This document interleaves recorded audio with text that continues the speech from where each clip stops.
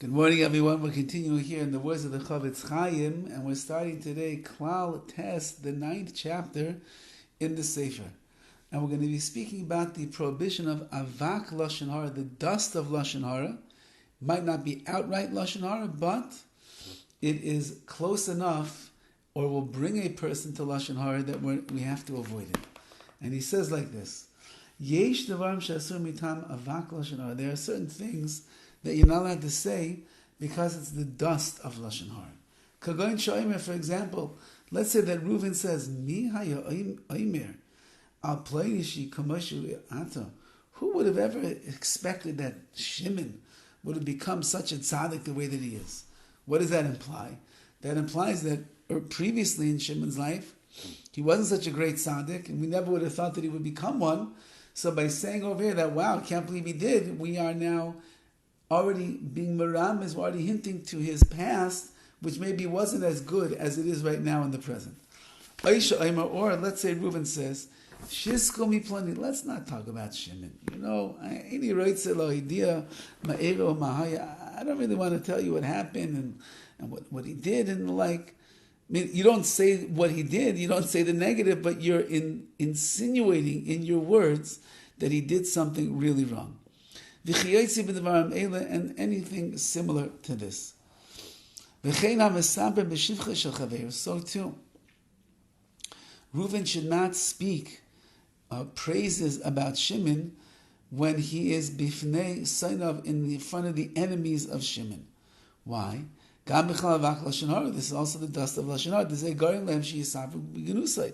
Because while you're telling over all these wonderful things, oh, Shimon, he's such a tzaddik, such a bal chesed, he does so many mitzvahs, he's always running to help people, he learns Torah, he's an amazing person.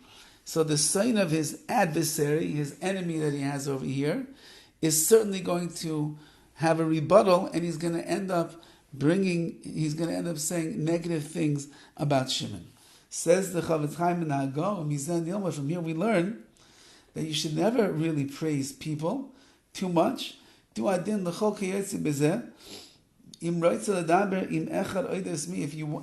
would like to speak to Shimon, for example, about Levi, but Reuven understands that Shimon's really not fully on good terms with him, and at the end of the day, that he might end up coming to disparage Levi, can't even speak about him at all. Says the CHOFETZ CHAIM, even if it's not the enemy, but he's not the best friend in the world, and maybe he's going to be jealous, maybe he's going to say something. Therefore, keep your comments to yourself. Don't share the praises of somebody else. If Reuven praises Shimon excessively, even if it's not in front of his enemy, asa still, that's going to be asa because of avak Lashon HaRa.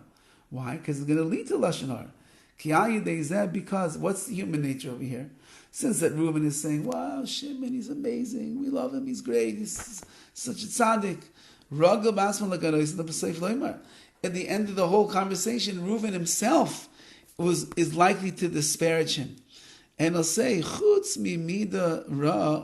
yeah, Shimon's a great guy, except for this one thing. He just gets angry all the time.